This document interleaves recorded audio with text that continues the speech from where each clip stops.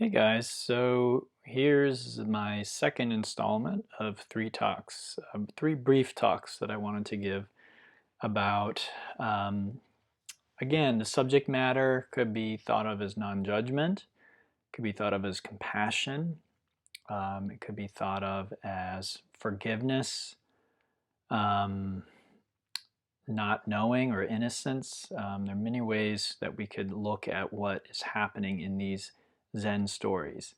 So this is something I've actually been wanting to do a really long time. These Zen stories have been with me for decades at this point, and I've lived with them and I've thought about them, and it's a very powerful way that um, a tool that's used in the Zen tradition to teach. And most spiritual traditions have some form of this. So they have some form of parables or stories that are shared that are meant to illuminate something about the nature of spirit or the nature of how spirit manifests in this world. So that's one way of looking at these particular stories and the individuals in them. The Zen masters in these stories are examples of ways that spirit manifests through them. And the key is that you're not going to manifest spirit in the same way that these people do. You're different than them. Your physical constitution, your mental constitution, your makeup. But what most of us are manifesting is the ego. And that's what we're bringing to the world. That's what we're teaching others. We're basically showing people how to be big fat egos. What's the problem with that? The ego is a source of suffering. That's something that we need to understand, grasp, and accept if we're going to do this work. Because if we don't accept that, if we think the ego is our buddy or our friend, and we put it in charge, then there's really no point. You might as well just go do something else. So here's a second story. This one is called The Thief Who Became a Disciple. Again, these stories come out of this book, which I highly recommend that you get if you're a student of mine. And I've thought about doing a book club. Maybe we'll do that at some point, but right now I'm just going to share these stories in this way. So these are all examples. The first example, this example, and the next one I'm going to share are all examples where thievery has happened. Someone has stolen something, and these are great because we tend to think stealing is bad, and we tend to think that bad behavior needs to be punished. And the question we can ask ourselves is that really true? And what is the outcome if we don't ignore bad behavior necessarily, but we deal with it in a very different way? What if we dealt with bad behavior with compassion instead of punishment?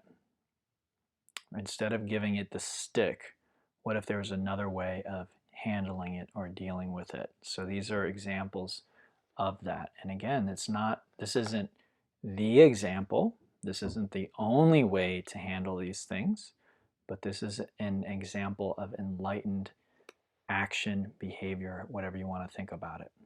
Okay, the thief who became a disciple. One evening, as Shichiri Kojin was reciting sutras, a thief with a sharp sword entered, demanding either his money or his life. So you're doing your spiritual practice, if you can imagine, whatever that is, and someone barges in and asks and today it would be a gun, right? But back then it was a sword. Your money or your life? How would you react? And for most of us, it's going to be from an egoic place. So let's see, what does the Zen master do? Shichiri told him, "Do not disturb me." He's like, "Don't bother me. You can find the money in that drawer." Then he resumed his recitations. So it's like if you're meditating and someone barges in, "Hey, give me your money or I'm going to shoot you." And you're like, "The money's over there. Please don't bother me." If you can imagine. All right.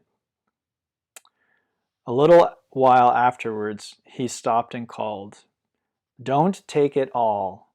I need some money to pay taxes with tomorrow. So he's like, oh yeah, tax day is tomorrow, so leave me enough to pay my taxes. Don't take it all. He doesn't even go and observe and look at me. He just says, hey, leave me some for taxes tomorrow.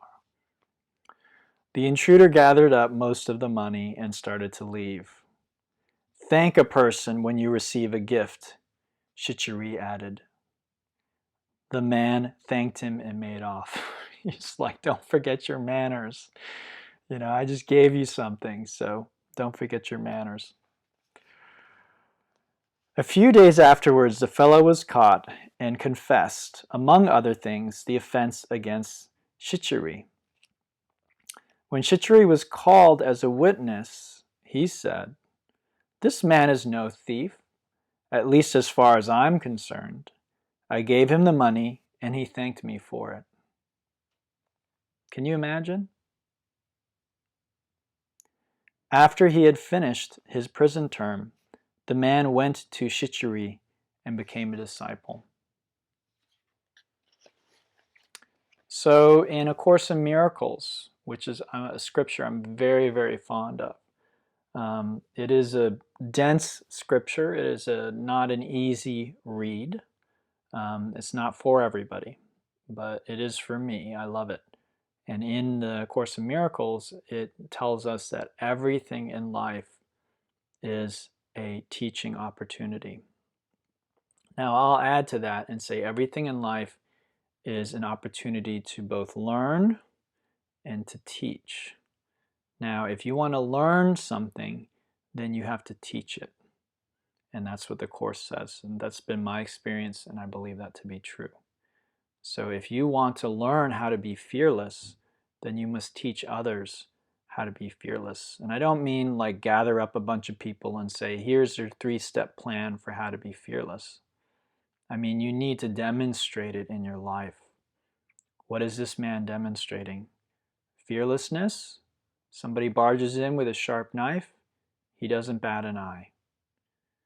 Compassion. Why? What would make someone become a thief? How low would you have to get before you became a thief? You might say, I would never become a thief, but I don't believe you. If you're a mother and your children were starving to death and there was, maybe a fruit stand or something, some place where you could quickly grab a piece of fruit. Now, I'm not talking about modern times. There's always some kind of social safety net, usually in modern times, that you could fall back on, food stamps, whatever it is. But what if you lived at a time when this was not available?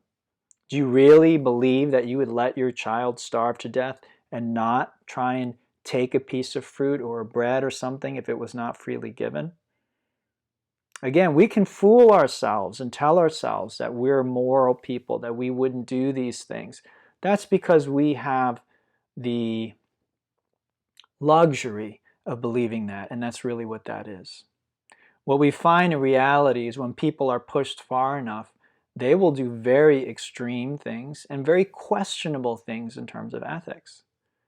So this Zen master, faced with a thief, instead of judging him as being someone of poor moral character, what does he do? He says, the money's over there. Then he remembers, I got to pay my taxes. So he says, look, leave me some for my taxes. I have business I need to take care of. Then when he's called to testify and to say, this is a guilty man, this is a man of low character, he needs to be put away, he says, look, he's not a thief as far as I'm concerned.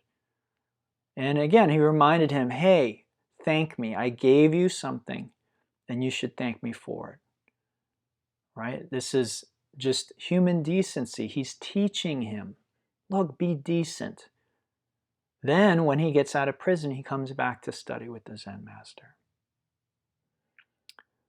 All right, so I hope, again, this is opening your mind about non-judgment, about compassion, about what that looks like in the world. And again, there's not one way that it looks. How does it look in your life? How are you learning by teaching, by showing people what it means to be compassionate, what it means to be loving, what it means to be forgiving? because then you receive those things. Namaste, everyone. Thank you.